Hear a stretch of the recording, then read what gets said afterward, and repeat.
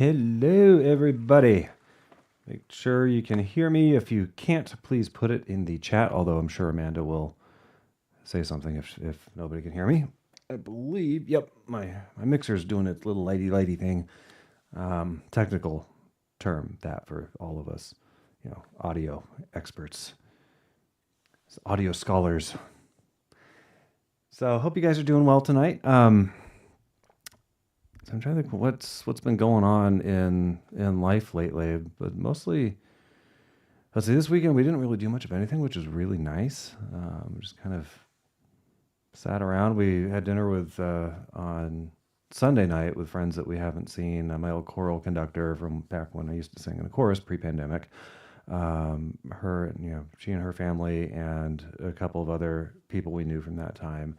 We haven't seen them in a really long time, probably a couple of years almost. So that was a lot of fun, getting to hang out with old friends. And the choral conductor's daughter I met her when she was all of 3 years old, I think, and she's now going to college, which is just like, so she's going to be leaving in a couple of weeks, just like, wow. So anyhow, yeah, it was a fun night. But other than that, we did some grocery shopping over the weekend, and that was kind of about it. It was pretty lazy, laid back. It was good. So hopefully all of you had an enjoyable weekend, whether you were active or not.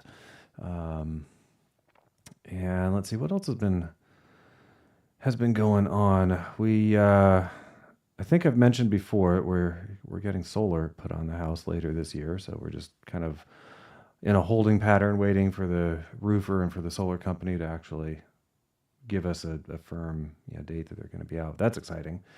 And yeah, I think those are the major things anyway that are going on. Continuing to play piano somewhat sporadically. Like I haven't. I'll tell you what I decided to do for tonight in a sec here, but I feel like I finally got going on my mountain bike, my old mountain bike, which I've converted more into a road bike because it was not good enough to be an off-road trail bike by any means. It was sold and marketed as a mountain bike, but it never really was. And I'd ridden it on the street for, the whole time I've had, never actually taken the thing off road other than maybe like, light dirt or gravel or something. So I decided rather than toss it, because it wasn't in amazing shape anymore, rather than toss it, I would strip off all the old parts, kind of teach myself how to take a bike apart, put it back together again, replace some of the parts that really needed to be replaced, and then I decided to repaint the whole thing. And I kind of stalled out on my progress when I realized I really wanted to get some clear vinyl.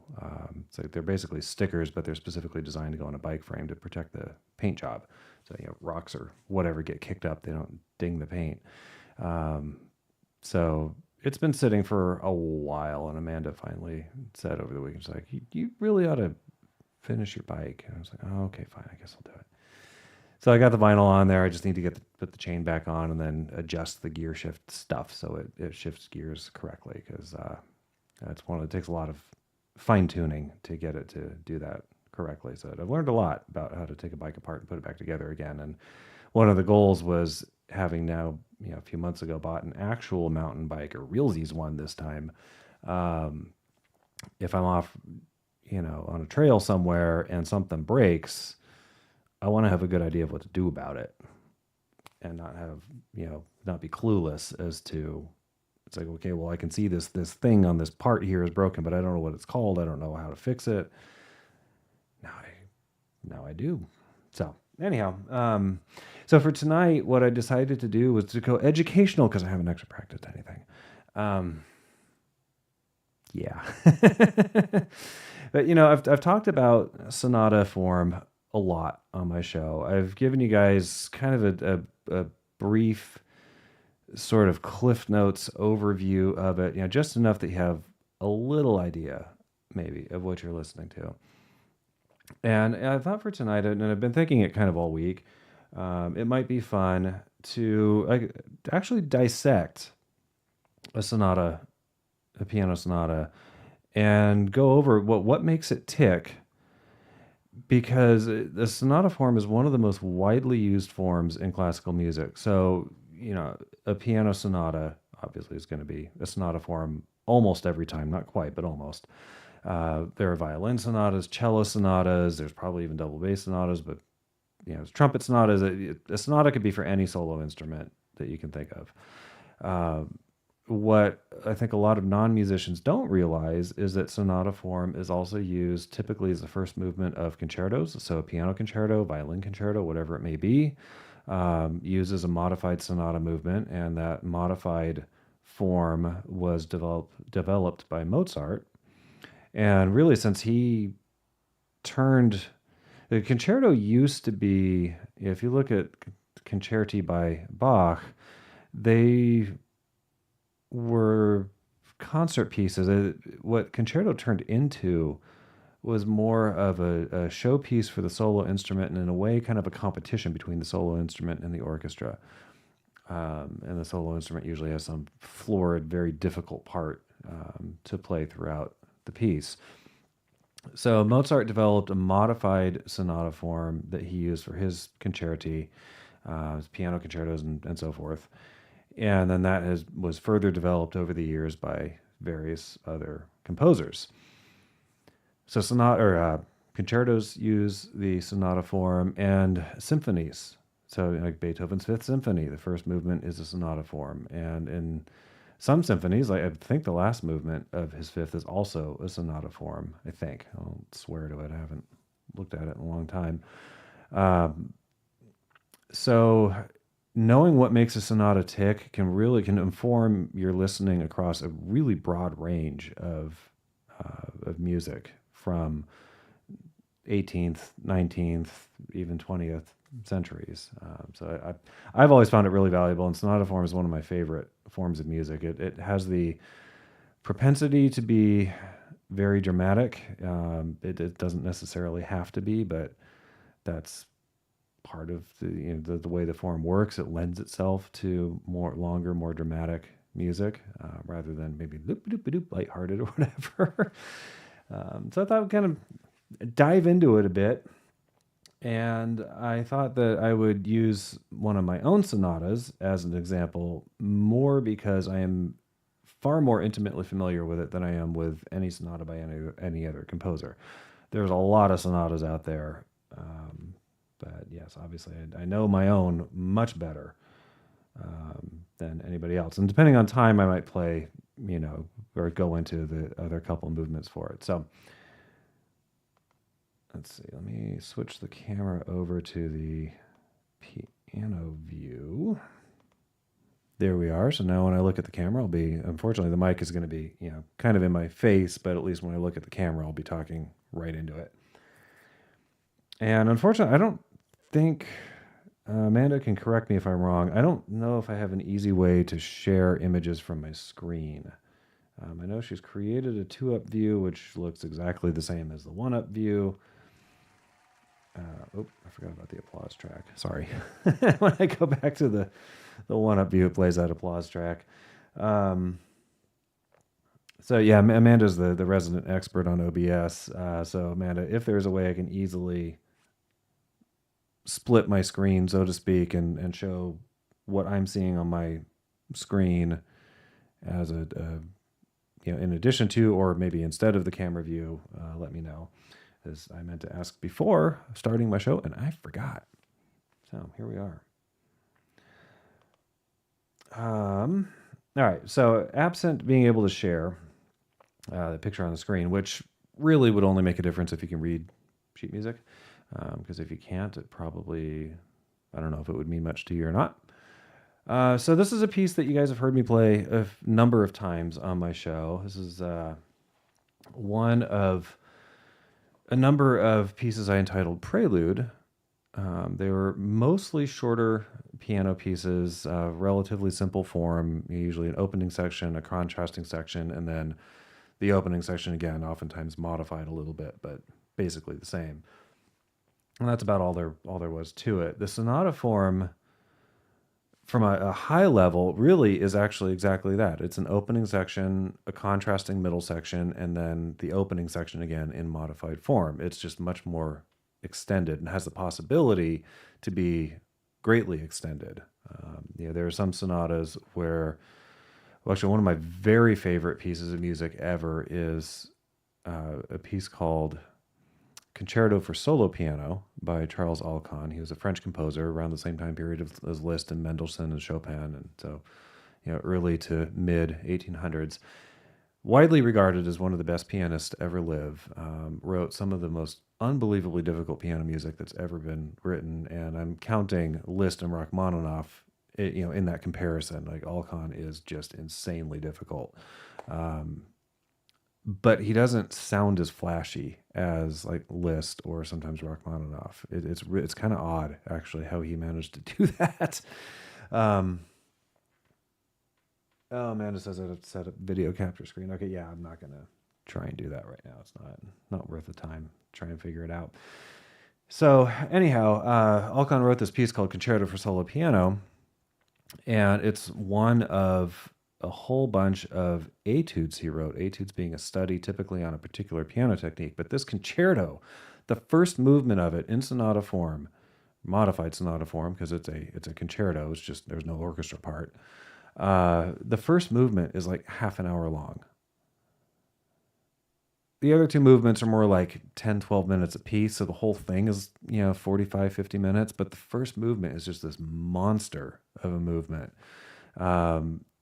Beethoven sonatas, by contrast, can be, the first movements can be anywhere between 5 and 10 minutes long, typically. Yeah, 7 to 8 minutes, almost like a minute per page, because they're usually 7 or 8 pages. So just to give you an idea that the scale that Alkan was writing at, he lived a little bit later than Beethoven, and the sonata form was getting more developed by the time Alkan came along. But yeah, just the sonata form has a lot of flexibility to it. So this particular piece, I mentioned that Alkan's concerto is the first movement is one of a number of etudes that he wrote as part of a set. So he wrote three of the etudes collectively are concerto for solo piano. They can technically be played independently of each other, but they're meant to go together. And then another 4 of them are symphony for solo piano, and it's written in very orchestrally. In a concerto, you can really tell the difference between the solo piano, quote unquote, and the orchestra. The piano writing is very different. And then same thing with the symphony for solo piano.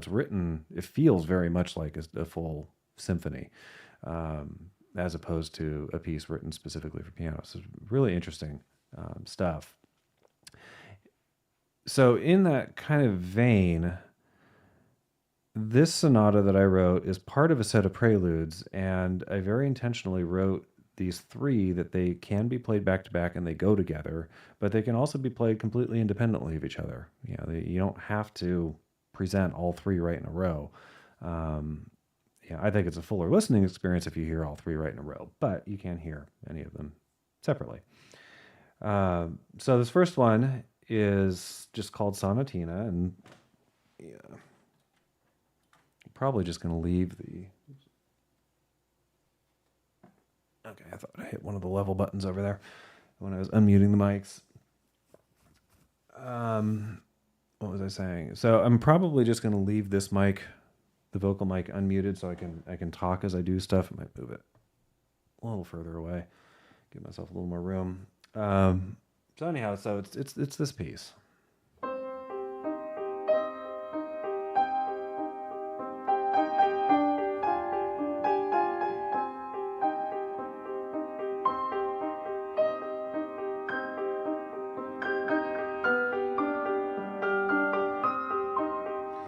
Okay.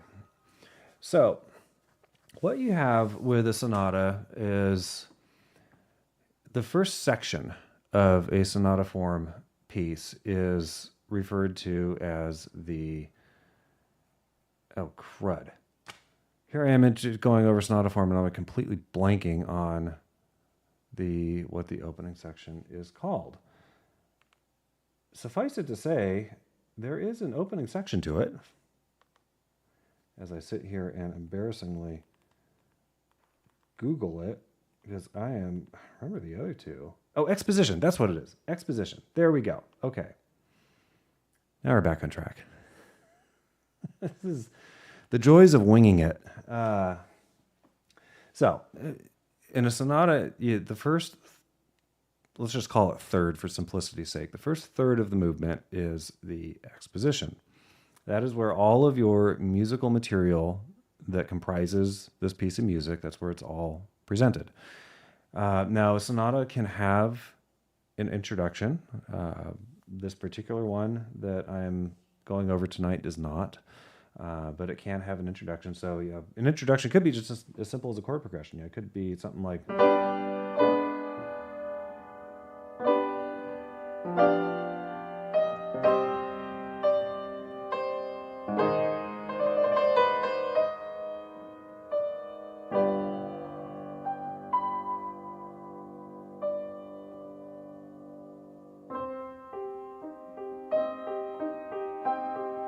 You see what I did there? Obviously, the first time I played that, I did not do whatever that chord progression just was, and unfortunately, because I suppose I could watch this video again, so I know what I did, but I don't remember what it was. Forgotten already. So you can have an introduction. It can be an extended introduction. You know, Tchaikovsky, his first piano concerto, has a very extended introduction. It's like a 2 or 3 minute. I might be exaggerating, but it's a long introduction, a minute or two long. And it's really cool material that he puts in there in this piece. And then unfortunately it never really comes back. I mean, I think the third movement has some similarity to the introduction to the first movement, but it's not the same. And it's kind of unfortunate because the intro is really, really good. So anyhow, introductions can be just literally a one-off. You present it at the beginning of the movement and that's it. Never comes back again. It can be certain things like Beethoven's famous, I've got to move windows around here. Famous Pathetique piano sonata, his 8th piano sonata that he wrote. Come on. Sorry, this remote, the buttons on it are not cooperating. They definitely degraded over the years. Anyhow, so the main theme, and I'll get to main themes in a sec here. The main theme of this Beethoven sonata is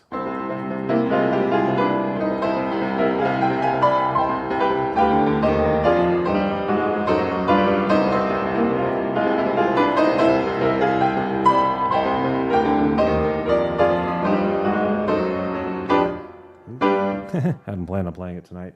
So that's the main thematic material. The introduction is this.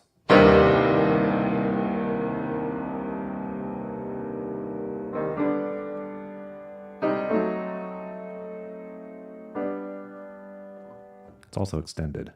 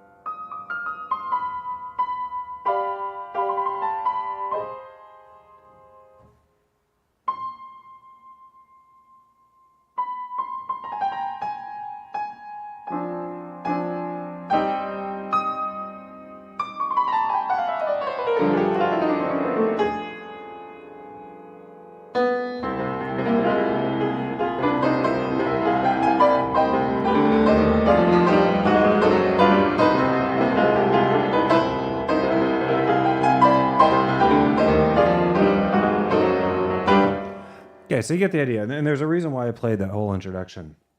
So the way Beethoven handles this introduction is he brings it back 3 times. There's 3 main sections to a sonata, as I said earlier. You have the exposition, the development is the middle section, and at the beginning of the development, he starts it with...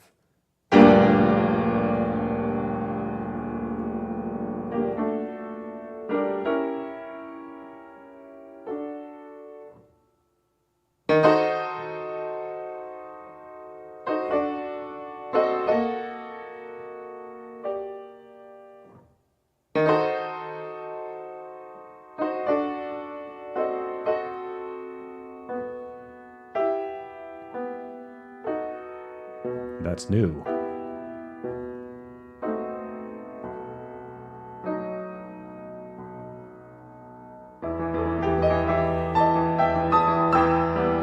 So you can hear it's much shorter than the opening introduction, much shorter. And those couple measures into it, he suddenly does something completely different, something that didn't happen the first time around, and to lead it into the rest of the development section. And then in the recapitulation, which is the last section of a sonata form movement, he very cleverly does not put the introduction prior to the main theme coming back. The main theme just comes back.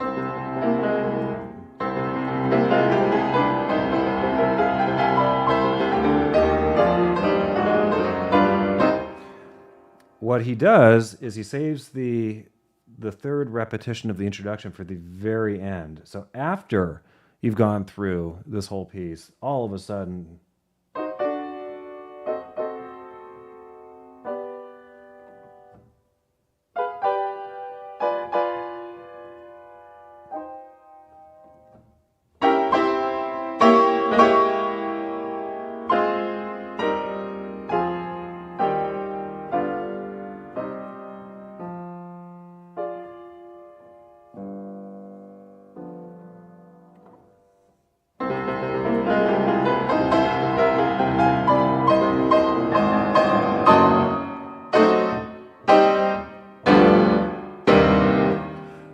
So you see what he did? He saves that intro, the third repetition of it. You expect it to come in before the final section, the recapitulation begins, because that's where you've heard the introduction relative to the rest of the music. That's where you've heard it the first 2 times. And he brilliantly upends that expectation and saves the return of the introduction for the 3rd time for the very end of the movement. So wanted to point that out. I thought it's really, really cool in the Pathetique Sonata how he structured it.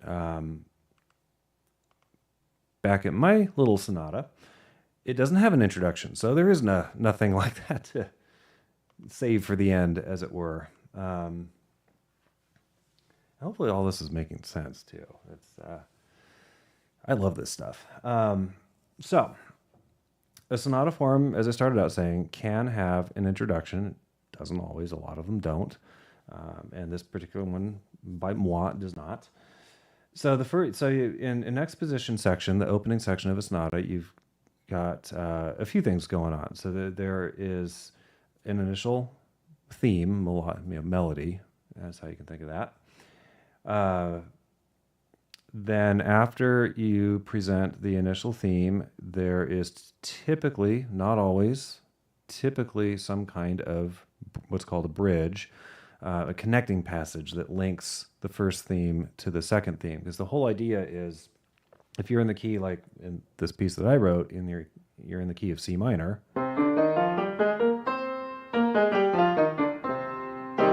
So the first theme needs to be in the home key, the tonic is what it's called, the tonic key of C minor. Because if it's not, then you either have an introduction or you're writing it in the wrong key.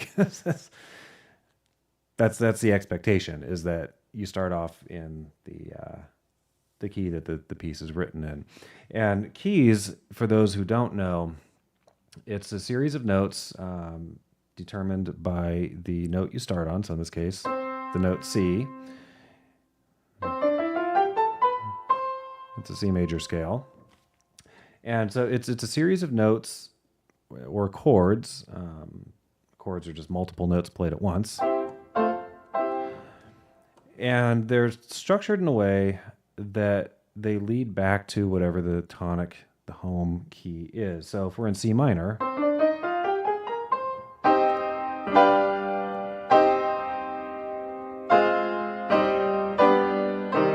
so you can see how it's just leading back. It just wants to land there. If we're in a different key, then I'm playing different notes.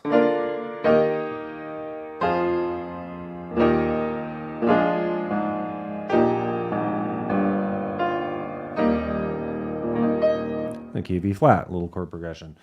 So the key is obviously kind of your first consideration. What key am I writing in? What is all this going to revolve around? So in this case, the first theme is in C minor.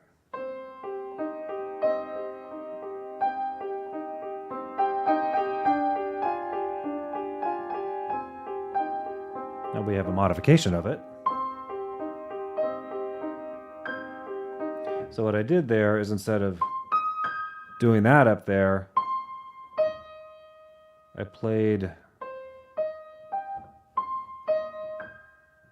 So you get a little bit of vertical displacement in how it sounds. But the goal was to take it up an octave, up 8 notes from here up to here. And I apologize, this is slightly out of tune. Haven't had the piano tuned in a long time. So the modification of the opening theme is.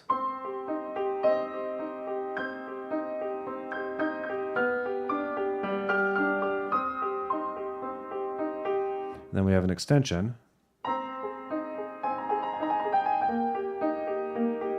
Now we're in the key of E flat briefly.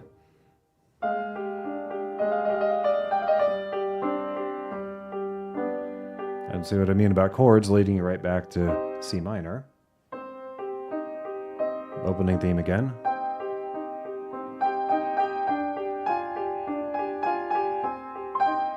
And I add that little grace note up there, just so it's a little bit different.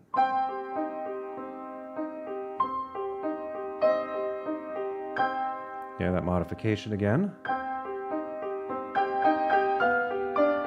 Except this time, instead of just playing one note up here, I'm playing both of these.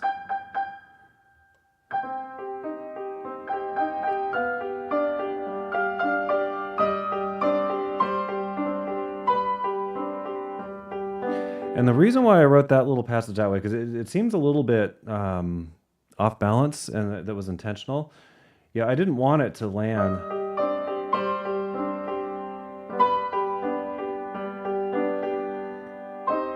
I didn't want it to feel like it was landing firmly in a spot. So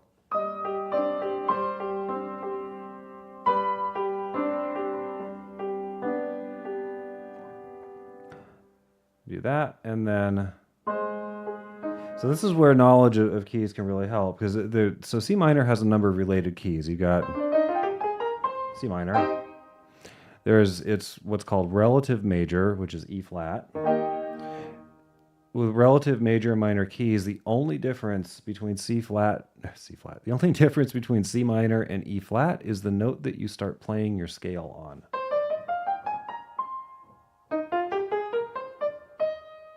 Only difference is where I started. It's all the same notes. Then there are other related keys. So for instance, with C minor, if you raise this note G, you raise it up one, now you're suddenly playing an A flat major chord. So F minor is also related. To do that, you raise both of these fingers up. So what I did was, the expectation, because what happened before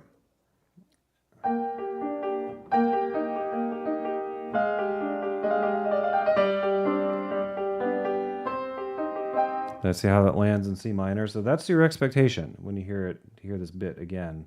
But oh, this is different. And now, whoa, this is really different. This is not what happened before. So this is another kind of extension of the theme.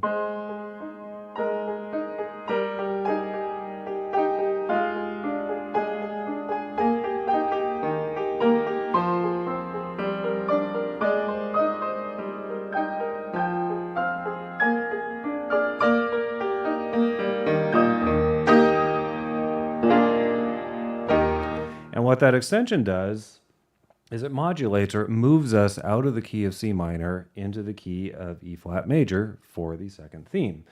And so what I did here is the chord that you land on from this section, that ending chord for that section is also the beginning chord of the next theme.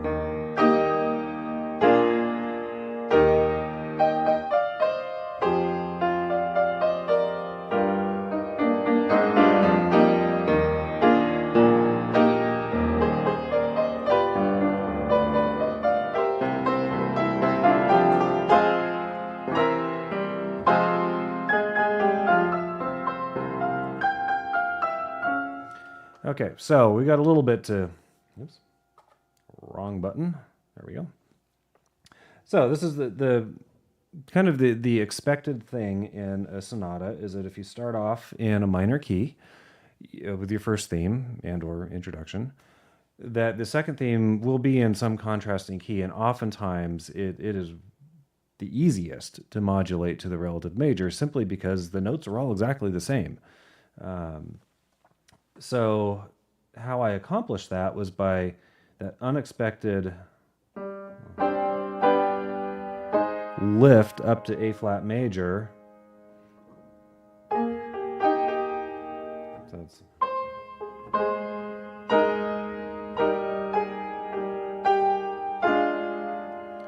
and see that right there, that's really what does the modulation, because that is a B flat 7 chord, which wants to go right there to E flat.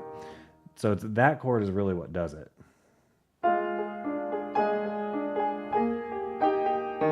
And then you get that, okay, yes, now we're in E flat. And then just to kind of confirm it.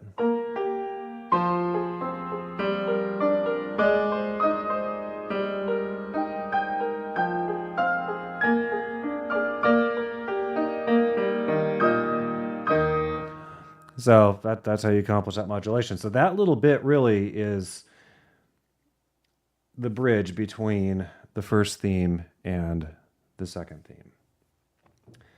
Then the second theme, this bit up here is really just a landing chord. The second theme chord is really this in the left hand.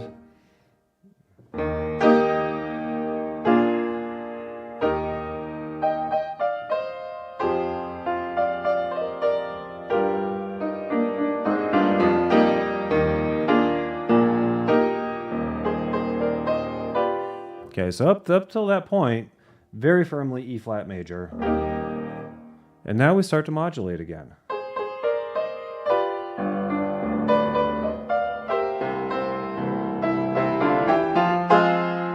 And now suddenly we have the second theme again, but now it's an F minor. So instead of being here, it's here.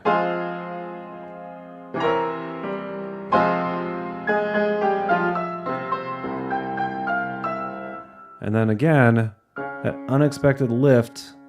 So for F minor, I was talking about relative major and minors. For F minor, the relative major is D flat. So it did that same kind of that lifting modulation. It's a very simple modulation.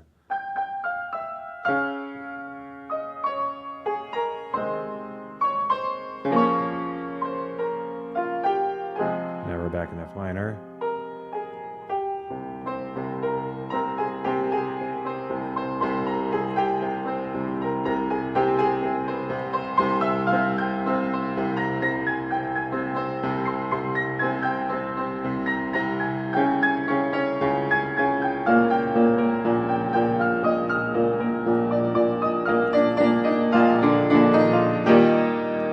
Now all of a sudden, we're right back in E flat with the second theme repeated in a somewhat modified form. So that whole section, I've kind of wondered, I mean, I kind of think of that section as a third theme. It grows out of an extension of the second theme.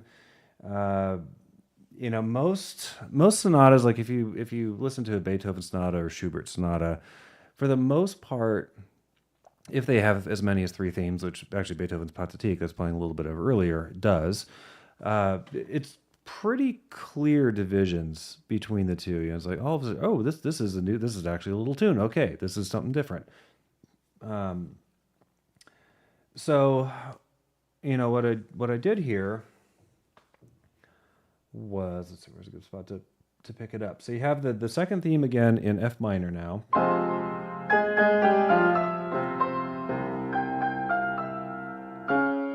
And then we do that lifting modulation to extend it out a bit. It's almost like a bridge again. And now a third theme. And so this third theme is really, really heavily circling around F minor without actually playing an F minor chord. So what's going on here is the what's called a leading tone back to your home or tonic key is a 5 chord. That's because it's 5 notes away from the one you're starting on. So you hear how that... It just really, it pulls it right back. So that C major is now, that C chord, we started off C minor, but that C major chord now is a leading tone back to F. So what this third theme does is it uses that, I use that and circle around these chords without quite playing some of them, especially the F minor.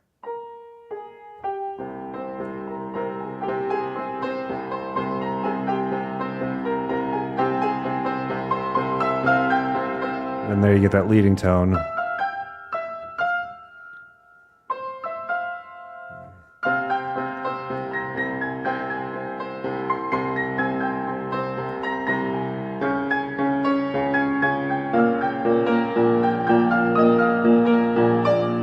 And now suddenly we've worked our way back to E flat. So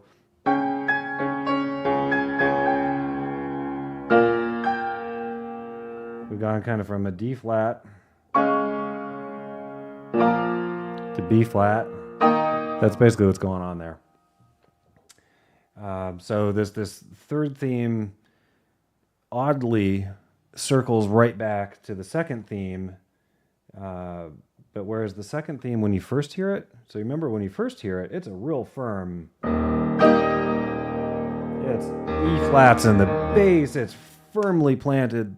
We are in E flat. When it comes back here, it is E flat. But you hear how unstable that is? Without that E flat down there, if you're just sitting here on a B flat as the bottommost note, it's very unstable.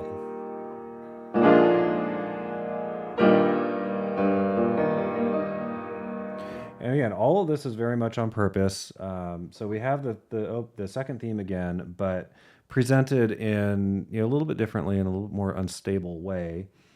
And the whole idea here was to create a bass line that is leading and going in the opposite direction as the melody. The melody is...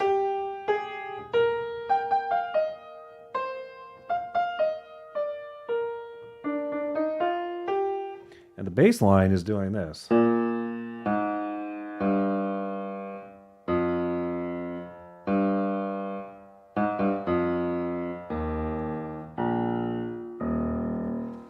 So it makes it a little more interesting, where the bass line is definitely still part of the chord structure of everything, but it's going in the opposite direction as the melody. So you get this.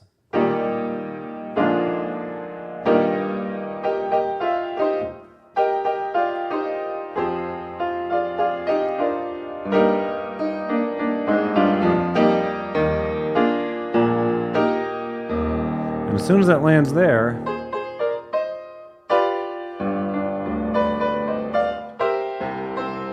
it suddenly starts doing the same modulation it did the first time around.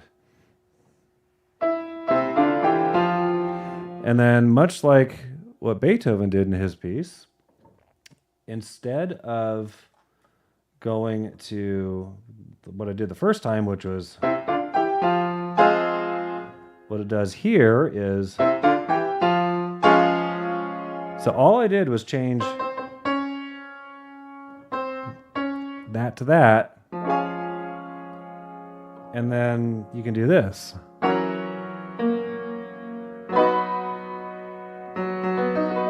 And again, I've got that fifth note in the bass, so it's still a fairly unstable chord. But now we're in the key of B major. We started there. Now we're here. And when moving from one key to one that's physically very, very close on the keyboard, it's about as close as you can be, is not the easiest thing in the world. It's much easier to move to keys that are physically a little bit further away. So I managed to shift this whole thing. And now it's not, oh, this is new.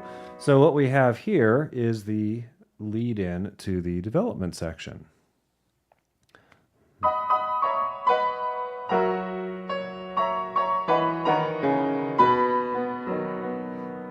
Okay, and so what typically marks the development section is it's the middle section of the movement, and as the name might imply, you develop or work on the thematic material you presented in the exposition. How might one do that, you might ask? Well, one surefire way of making it sound different is to do it in a different key. So that's why we're in B major all of a sudden instead of C minor.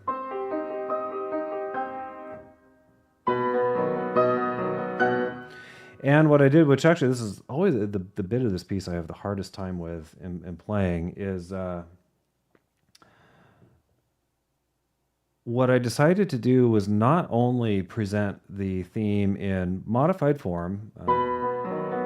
It sounds very different from, right?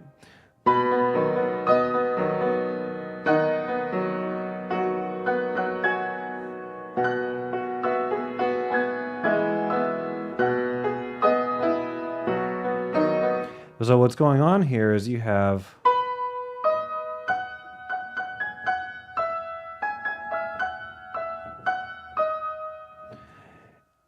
and offset from that by a couple beats, you have that exact same thing.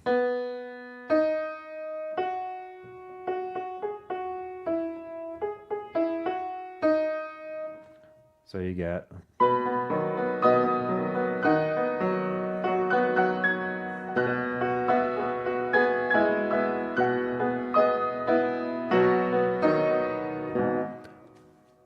so you get this theme layered on top of itself a couple of times and rhythmically offset from itself, which is why this is difficult to play, because it's just the way I wrote it is it's not, I don't know, my brain and fingers are like when I try and play it. And then so following that repetition in very, very modified form of the opening theme, you get it again, this time in the bass.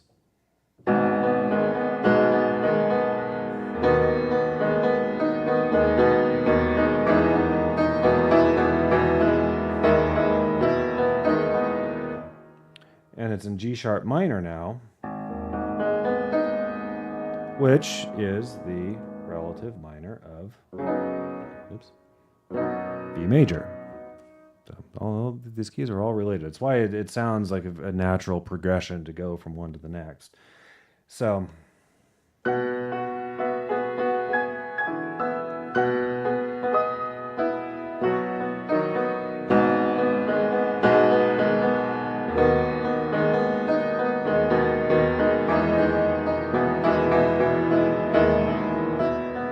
and it's got that same rhythmic offset. So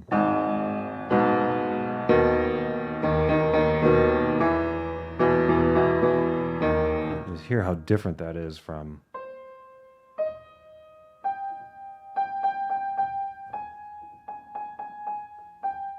very, very different.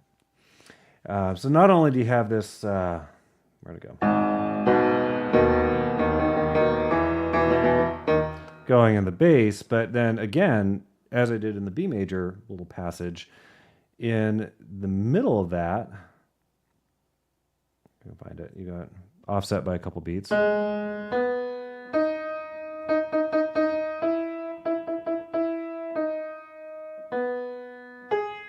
recognize that? Sounds like that. So then the let's see, where's a good spot to start? And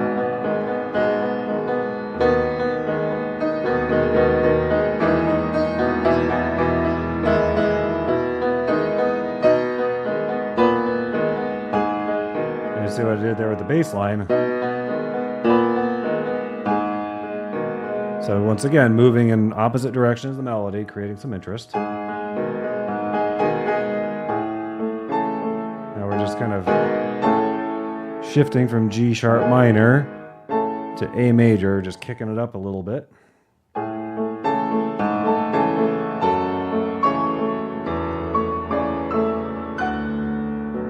now we're suddenly in D major. So as you can see, this development section, in terms of what key it's in, it moves around a lot.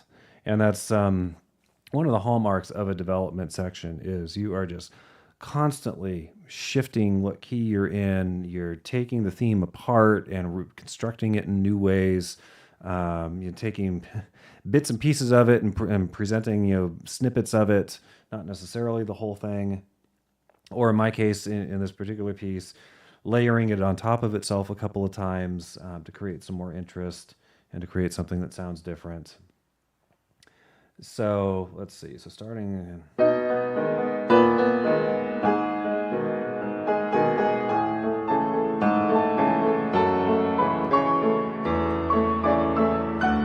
And the bass line here is really what drives this to the key of D major. After that shift from G sharp minor to A major, is you have a very strong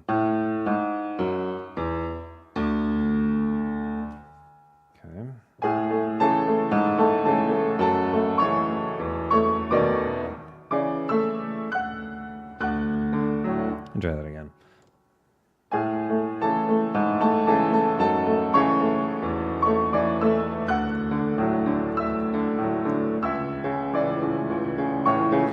You recognize that? That is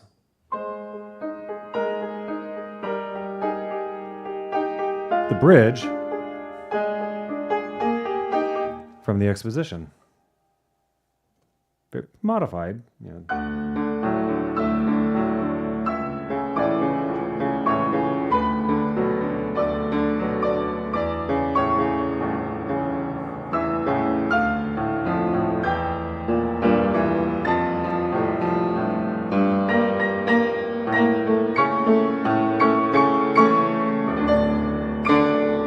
And now we have this really dramatic landing on this huge open chord on just the note D. So what I did at the end of the development section here, as the development is drawing to a close, as after we get that bridge melody from the exposition, and then it lands in a very different spot compared to where it landed the first time around. It's boom! We are in D now. So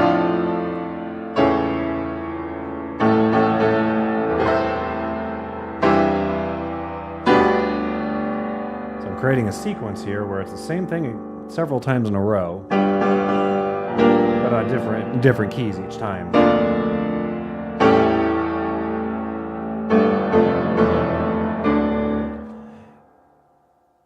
Now, in this section, this is something I always forget to mention when I'm playing this piece. This next little series here, sequence,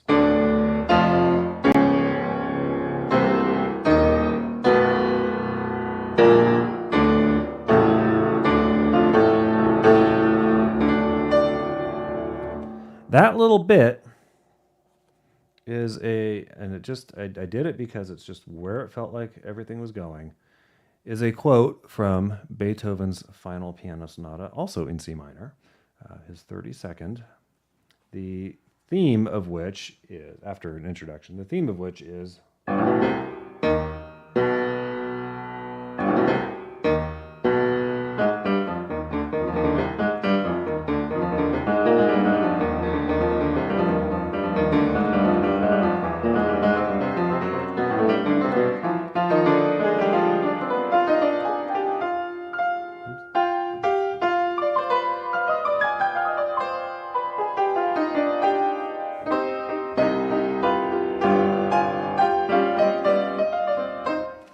So I have not played this piece in years. I played through it this afternoon just to kind of refamiliarize myself with it. And what I hadn't realized, I don't even know if I realized it at the time I was writing my piece, was I didn't quote the bit that I just played, obviously. It was...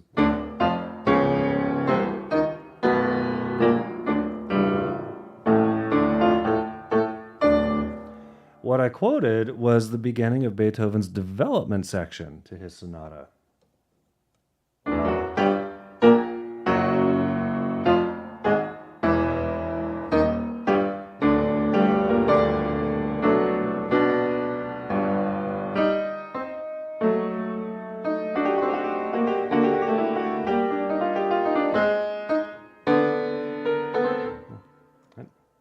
Anyway, you get the idea.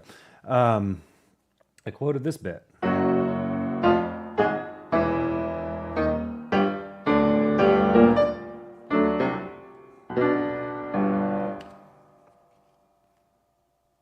And I did it because, I don't know, it was what was in my head at the time.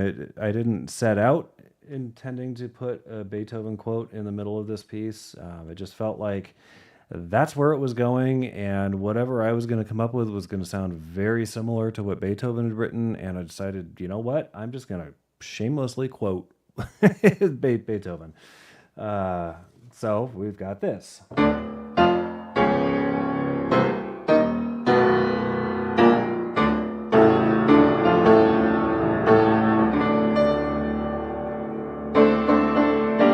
then we have what's called a coda for the development.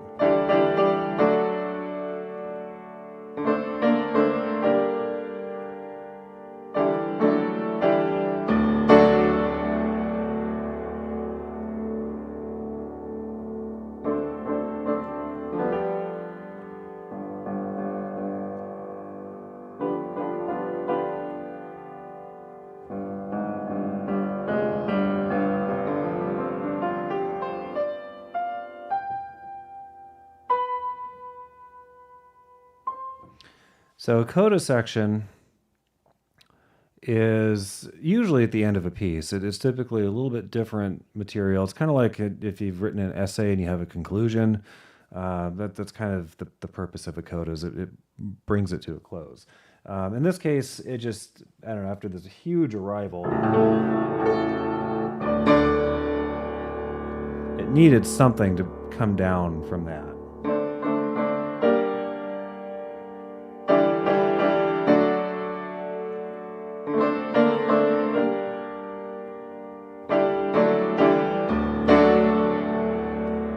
Okay, it's like, okay, it's still a really big, rich chord, but it's like we've bled off some of the dramatic energy. And now we can further pull it back.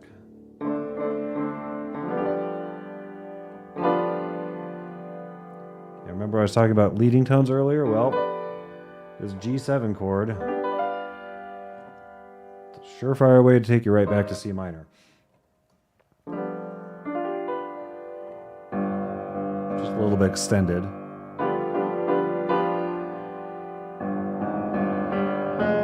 Applying F minor here.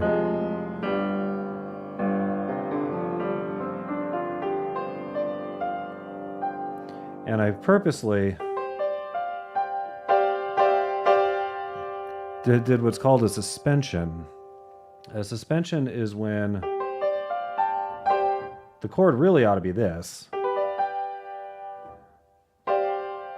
but you play the C instead of the B, play that C, and it just kind of keeps it suspended. It's unstable. It needs to come down to the B before it can come back to here, but it serves to just extend that out and just create that little bit of extra tension before you come back to, in this case, the opening theme.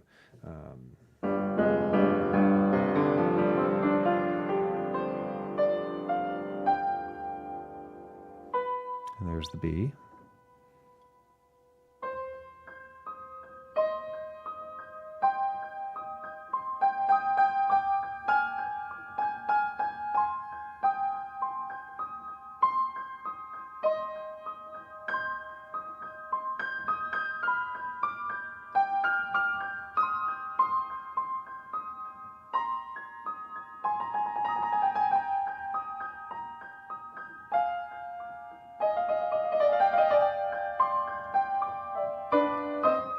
Okay, so the opening theme here is basically exactly the same as it was the first time. Yeah.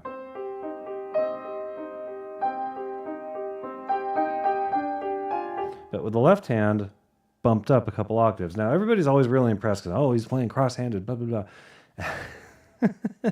It's actually easier to play it that way than it would be to play it with both hands looking normal.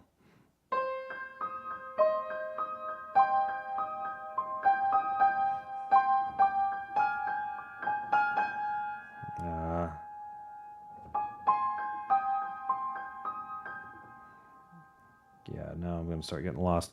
So I didn't write it to be played like that. And the reason why it's easier, even though it looks more impressive to play with your hands crossed like that, the reason why it's easier is because each hand is still playing the same part as it played before. It's just the left hand's just in a different register. It's the only difference. Well, that, and you have to avoid, a train wreck because the hands kind of have to do this a little bit. But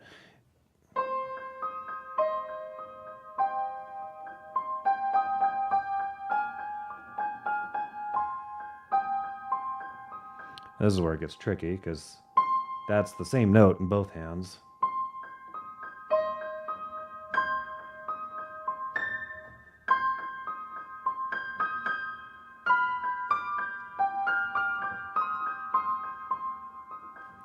So, yeah, that's actually, the right hand part is exactly the same as it was the first time around at the beginning of the piece. The left hand part is exactly the same as it was at the beginning of the piece. It's just moved from here up here. And why did I do that, you might ask? It's like, well, just listen to it. I thought it sounded really cool.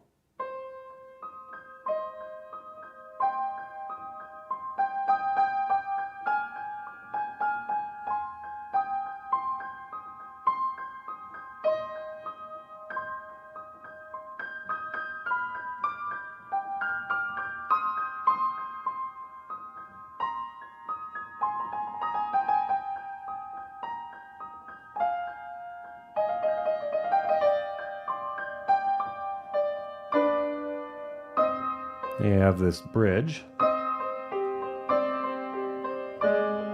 but it's different because when you get to the recapitulation section of a sonata, you're presenting the same thematic material that you presented in the exposition, typically in the same order, not always. All of this can be, I guess, with the caveat that it's not always. But what's different about it is everything is supposed to stay in the home key, in the tonic key, instead of modulating. So whereas the opening section modulates eventually, it has that bridge bit in A flat, and then it goes to E flat for the second theme. Here, we have this modification. Instead of, now it's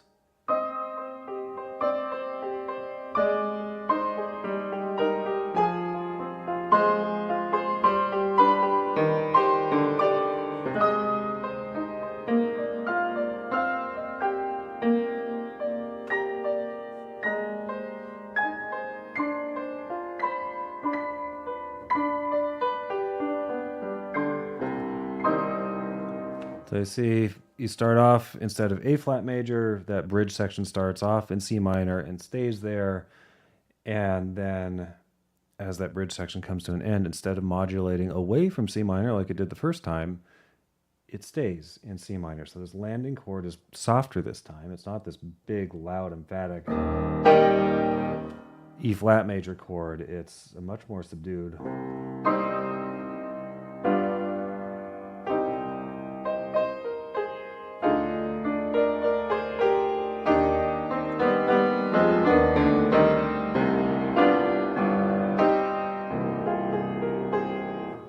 So you can hear that theme sounds very different from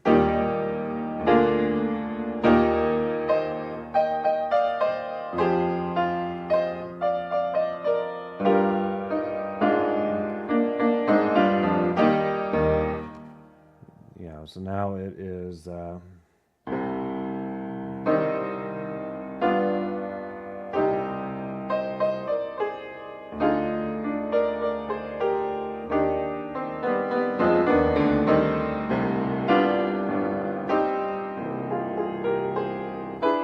Oh, that's different.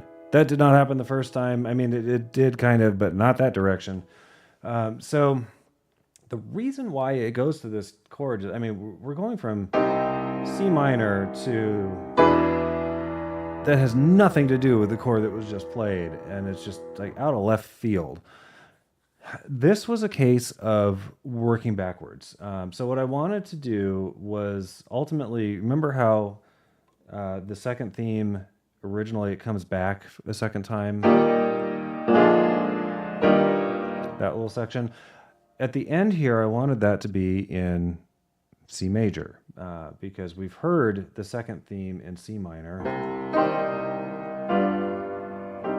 But I wanted this whole thing to end in C major. I wanted to have a somewhat triumphant feel to it. You know, it's conquered the demons, the minor keys, so to speak.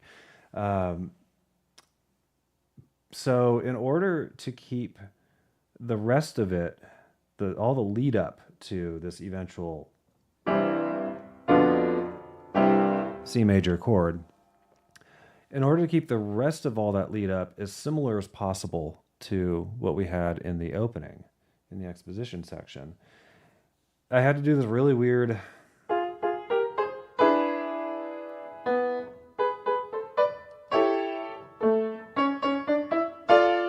and then all of a sudden now we have the second theme in D minor.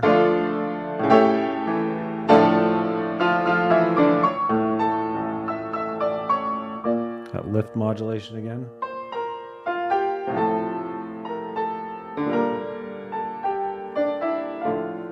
Incidentally, I just made up the term lift modulation. That's not what it's called. I just made that up. So, yeah, so that's why you get this really unexpected, you know, C minor, C minor, C minor, and all of a sudden, whoa, where'd that come from? That's why that's there, because just by making that chord, that particular chord, by using that one, it meant everything after that could stay pretty much the same as it was written before, and it's eventually naturally going to lead right back to the key I wanted to end in. So, going back to the second theme again.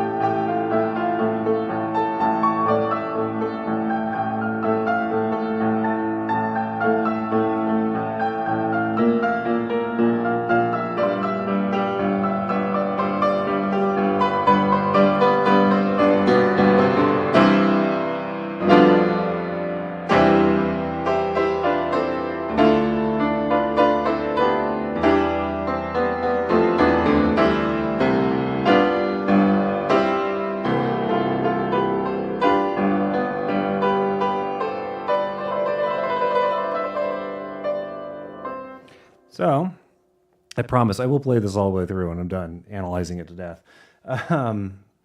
So yeah, so that third theme.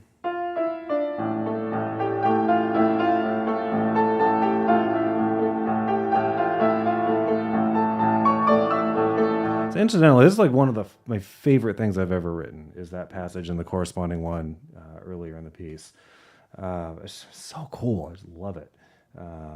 It just has this feeling to me of like waiting and brooding, and you're not quite sure where this is going to go, and it's just sort of simmering. What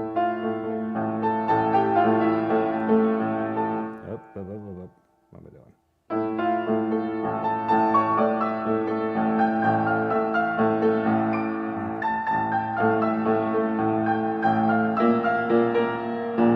remember how I had that kind of key chord change that really is like, this is what's going to push it to the key of E flat major.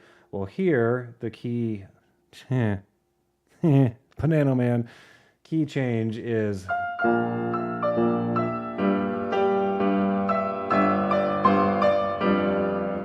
suddenly we're getting, oh, this is C major.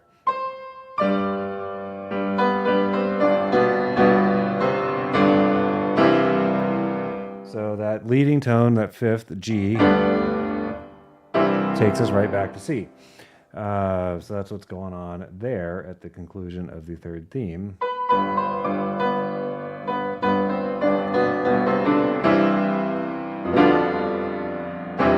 And like when it comes back for a second time earlier in E flat, the bass line is going opposite direction of the melody.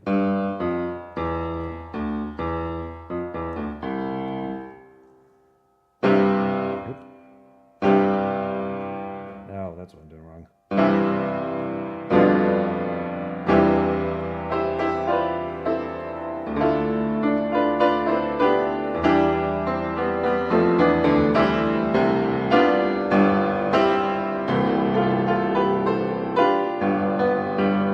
You notice there, finally, it doesn't modulate.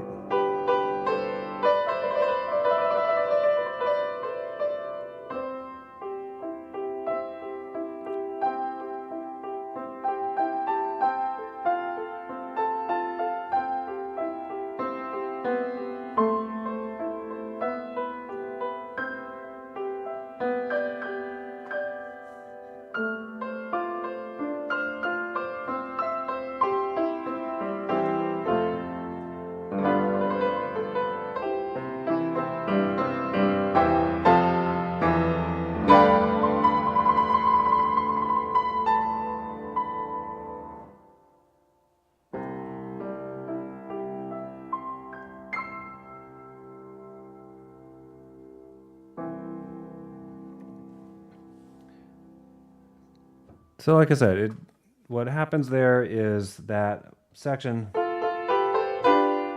just suddenly lands on the leading tone to go right back where we started, rather than sending it in a new, totally different direction. And that's because it's obviously drawing to a close. And I wanted to end it with the main theme again, presented exactly the same way as you heard it the first time, but this time in C major instead of C minor. So first time we heard is...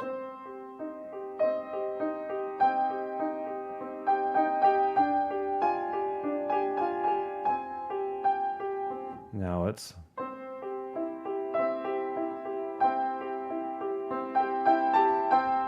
It's a little different.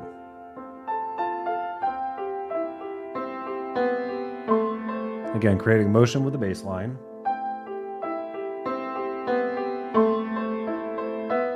Brief dip into A minor. And right back to C.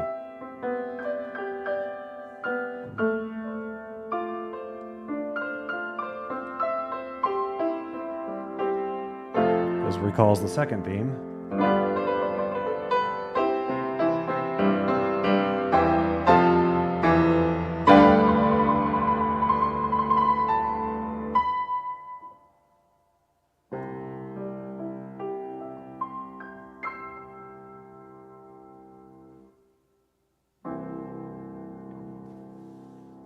And you might notice there that this is a little bit syncopated.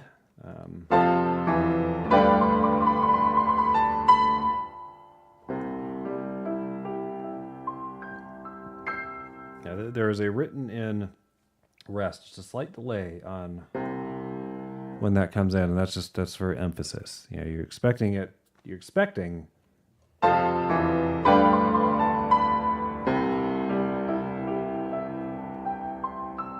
something like that, and instead it's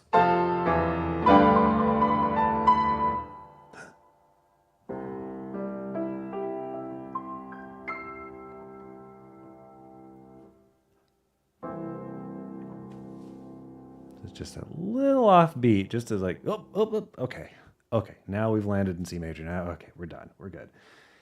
So, hope you guys liked that analysis of it. I will now play for you the whole thing. I know a lot of you have heard it before. But yeah, hopefully now, this particular piece you can hear, you've heard how it's built, how it's put together, uh, and these same concepts can be applied to darn near every piano sonata, symphony, first movement, piano concerto first, or any concerto first movement. Darn near all of them out there use some sort of version of this form. So you'll hear the themes being presented. On subsequent listenings, you'll probably be able to pick out the bridge passage in between themes. You'll know when the development starts because it's going to sound kind of like the opening did, but whoa, this is different. This is not what happened before. And you'll know when the recapitulation starts because this is what happened before. This sounds similar, but as the themes progress, they don't modulate. So there's some differences compared to how it was presented the first time around. All right, so here we go. I'll push the mic away and play through this whole movement and hopefully do a decent job.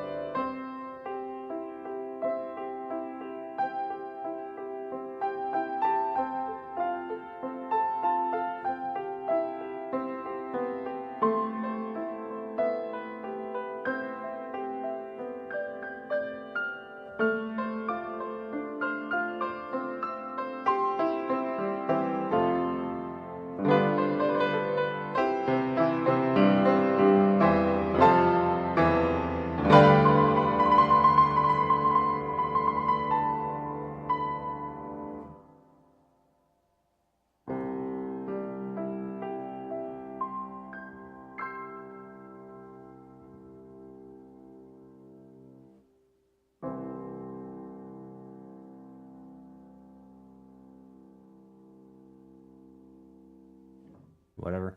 Um, Oftentimes, actually, probably most of the time, especially 19th century composers, uh, so Beethoven, Schubert, those guys. The exposition section of a sonata is typically repeated.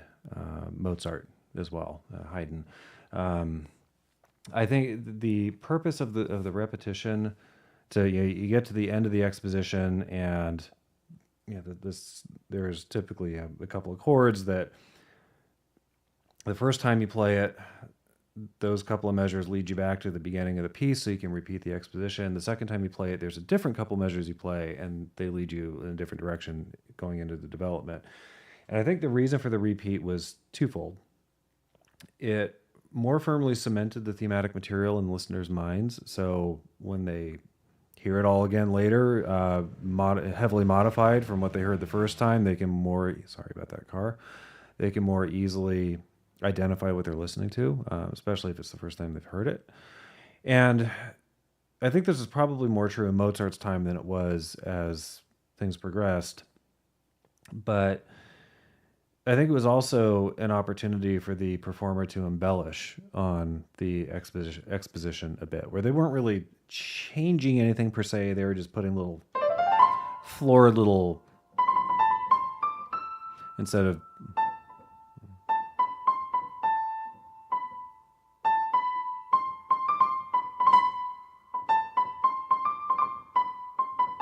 something like that.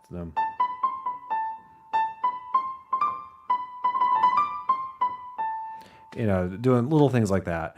I think it was an opportunity for the performer to improvise some embellishments if they so chose. But as time progressed, especially once you got to Beethoven, Schubert, I think that practice had largely been lost. It could be that some of them still did it, but as time progressed, throughout the 19th century, if the repeats were played, especially now, where in the classical musical world, there is a very heavy emphasis on you play what the composer wrote. You play the notes on the page, you play all the dynamics, you do it exactly the way they wrote it. I take a much more loosey-goosey view of things. To me, the stuff on the page is a suggestion. Partly that's to excuse mistakes I make, but partly it's to me, it's more interesting if I'm not playing it exactly the same way every single time. So there's, like, my own stuff, I mostly play the same way every time.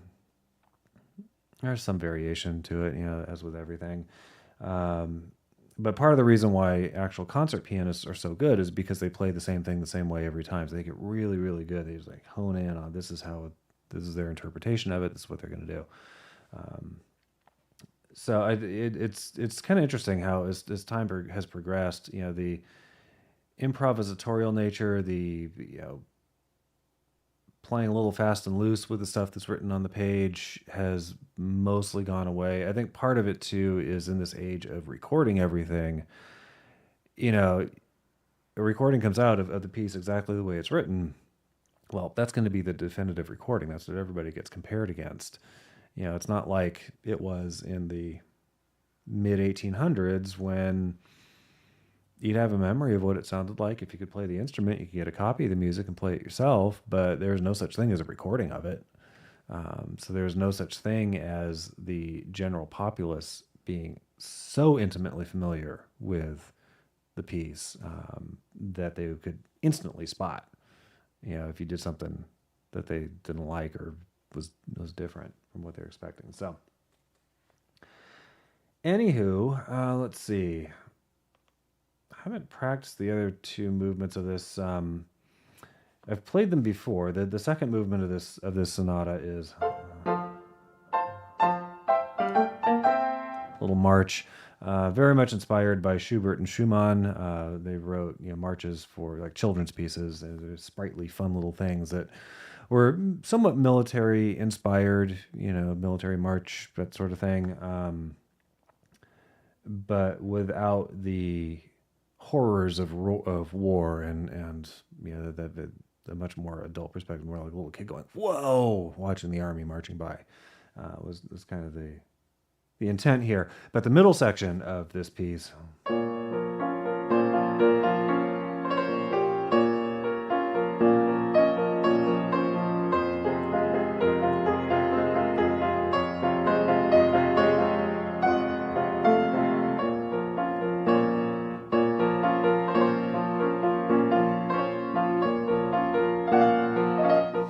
very, very different character from,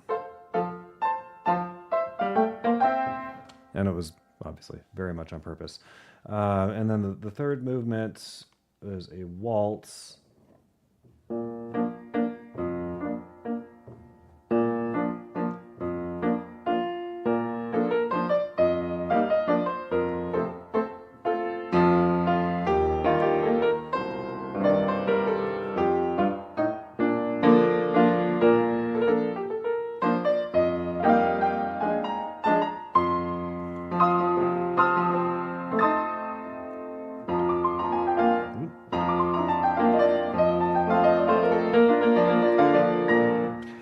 There's a reason why I'm not going to play these tonight. I have not practiced them in a really long time, so I'm not going to do a very good job. But I intended the waltz to be kind of that elegant Viennese feel that you get with maybe not quite Strauss Jr., but along those lines. Some of Schubert's waltzes had that, and a little bit with Chopin too. Had the very elegant feel to the very genteel feel. It rhymed. It didn't mean that to rhyme, but anyway. So those are the snippets of the other two movements out of this set of three that comprises this particular sonata. Sonatas are typically multi-movement works. Liszt turned that on its head a little bit when he wrote his piano sonata in B minor, which is technically a single movement. The way he wrote it, it kind of divvies up into, it sort of sounds like three movements, but it's all continuous. All deals with the same thematic material that he presents at the beginning of the piece, and it's insanely difficult. One of the hardest piano pieces ever written, so it's not anything you'll ever hear me play because I cannot. But very long, complex piece, and it is a single movement sonata. Those are pretty few and far between. Beethoven wrote some of his shorter sonatas are just a couple of movements, and the movements are really intended to my mind anyway, they tell a story. There's typically, big dramatic stuff happening in the first movement. The second movement is usually a slower movement. The third movement is typically, again, a little bit faster, a little bit more lively. If there's a fourth movement, the fourth movement is usually that little bit faster, a little bit more lively. And so what I wrote as a second movement for this little sonata, in most sonatas, this kind of thing, that kind of thing would really be more of a third movement for a four-movement sonata in traditional 19th century sonata writing. And then, as I said, the last movement is typically a bit more lively again, and it can be one of a number of different forms. Among them, it can be a sonata form again. Beethoven's Moonlight Sonata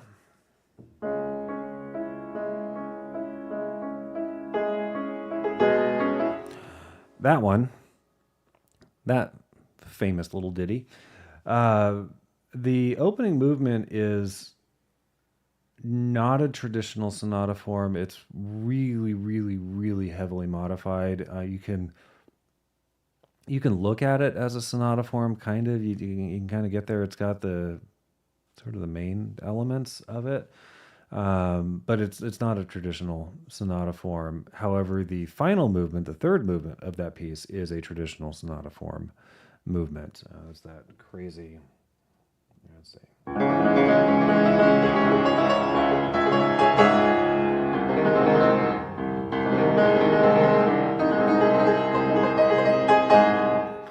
That one, if you recognize that little riff. There's a variety of there's a lot of variations, a variety of variations. There's a lot of variations that are possible. But hopefully, for those of you who are here for the whole thing tonight, hopefully this gives you a bit of a foundation to work off of and just kind of some main things to listen for. You know, you've got a first theme, you've got some sort of bridge, you've got a second theme, which is in a contrasting key typically. Sometimes you have a third theme, sometimes there's even a fourth, depending on how long the composer wants to make it. And then more often than not, that opening section's repeated. And then after that repeat, then it goes into the development. Development sounds kind of like the opening section again, but it's not the same. And then after the development is done, you know when the development is done because you'll hear what sounds very much like the opening section. Again, the same key. It's typically not changed a whole lot. The bridge gets modified because instead of leading away from your home key or your tonic key, it's looping out and back around and coming back to it. And then if any transition between second theme and if there's a third theme, and then there can be a coda section at the end, which is typically a little conclusion. There's sort of it literally means tail, but a conclusion. It's sort of finishing off the piece. So that's actually the function of my sonata.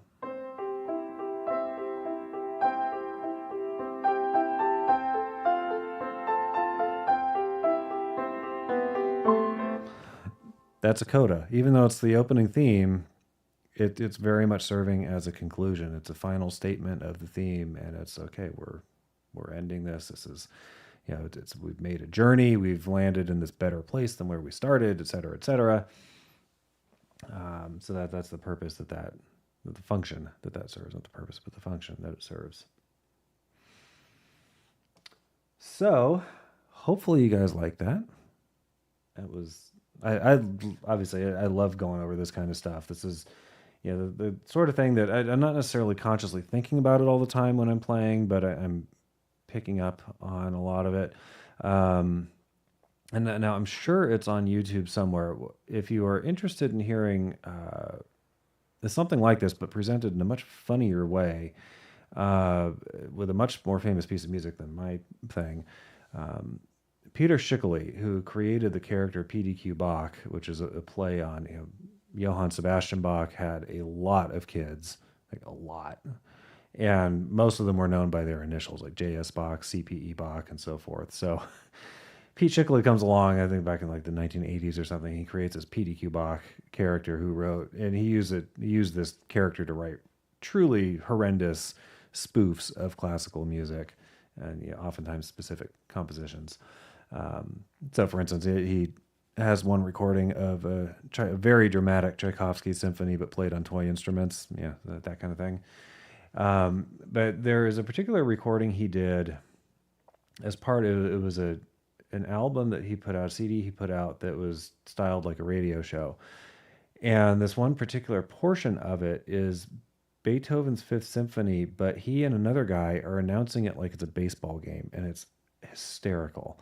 And it's brilliant at the same time because it does a lot of what I was doing in showing you how this sonata form is constructed. He does all of that in real time as the symphony is playing. So one of my favorite parts is when they talk about how the Fifth Symphony. At one point, Beethoven is taking even that little bit of a theme, which is not much of a theme, and he's chopping it up into bits and just kind of throwing them all over the place. And it's I think they compare it to a hot potato being thrown around. So look that up on YouTube. PDQ Bach, Beethoven's Fifth would probably get you there. It's a fun recording. It's 10, 12 minutes long. The symphony movement I think is around 10 minutes. So it's slightly longer than that, but it's fun. All right. So I think let's see. We've got some graphics for upcoming shows. So starting with tomorrow night, we have Amanda on Demand, 8 p.m. tomorrow. She has a theme. She could put it in the chat. I don't know offhand. Of course, it's embarrassing if she actually told me if there was a theme and I forgot, which is a fairly regular occurrence. But go to amandaondemanda.com, put in any requests you might have for her to sing. And yeah, it's maybe a little bit late in the game for her show tomorrow night. Put them in anyway. If she knows it, she'll sing it. She'll put it on the wheel at least. And if she doesn't, then she has something to learn for a future show. So Amanda on Demand tomorrow night at 8. Then we've got, and I think my stuff is a little bit out of order here, so I apologize.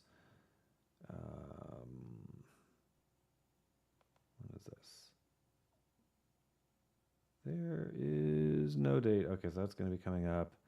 I think the next thing, you're seeing all this stuff. Woohoo.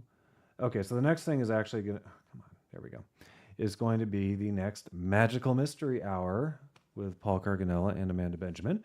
If you haven't seen it before, highly, highly, highly recommend it. They go over all kinds of mysterious stuff. It could be paranormal. In this case, it's true crime, the second time they've done true crime. It could be mysterious disappearances. I think Paul did Bermuda Triangle one once. They did like oceanic disappearances. So Amanda did the Mary Celeste ship from the 1800s. Paul did, I think he might have done the Bermuda Triangle in the same episode. So it's a lot of fun. They both put their stories together in a really compelling way and present them in a very compelling way. Amanda it's so awesome watching her write her stories, and she's just growing by leaps and bounds as a writer. It's really pretty cool. So definitely tune in for that. September 8th, this Friday at 9 p.m. The way they do this show is they do a live YouTube cast first, or live stream to YouTube first. Oftentimes, if you haven't seen it, be forewarned, oftentimes it will go to like midnight, sometimes 1 a.m, depending on how late we can all stay up, because oftentimes there's a lot of material to go over. And then it's edited down into individual podcast episodes. So there will be an episode of just Amanda's story, and then there'll be a follow-on episode of Paul's story. And they also challenge each other by, they give each other the gist of what their stories are, and then they have to pick a song that reflects what they think reflects the other person's story, and then perform that song prior to the story rather than after. So it's pretty fun. Then they usually do a duet at the end of the show, so that's a lot of fun. So that's coming up on Friday. And then on Saturday at 9 p.m., we have Deep Cuts number 38. And this is going to be hosted by none other than Emily Thatcher. And she's hosted, I think she's hosted a couple of them, one or two of them in the past.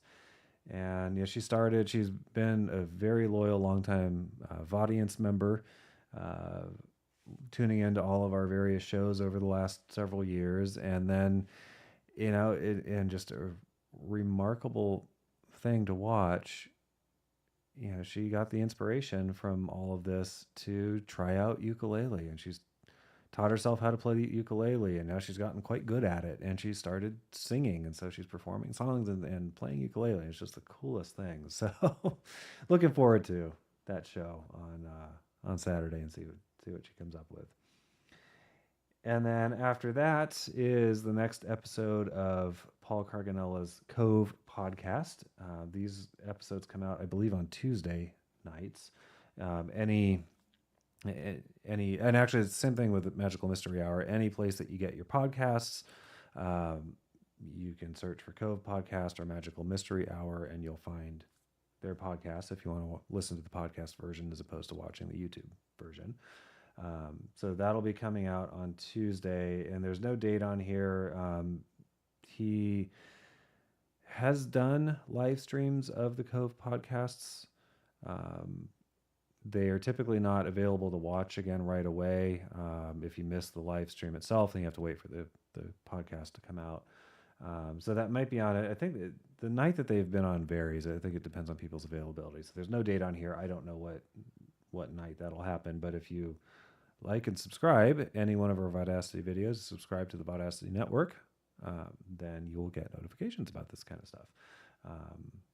And with the Cove podcast, you need to look up Carganella Online Variety Entertainment. I think he's got his own channel on YouTube for that now, and subscribe to that, and then you'll get notifications for that. All right. Okay. So those are all our upcoming shows. We have a bunch this time around. I think I might do a quick little improv for you, because I know that's always one of the more popular things that I do, and then we'll call it a night. So probably pick a key that's completely different from what I've been playing in, which is very much like C minor, A flat, E flat, those kind of keys. Yeah, go with F sharp. Why not? See what I come up with.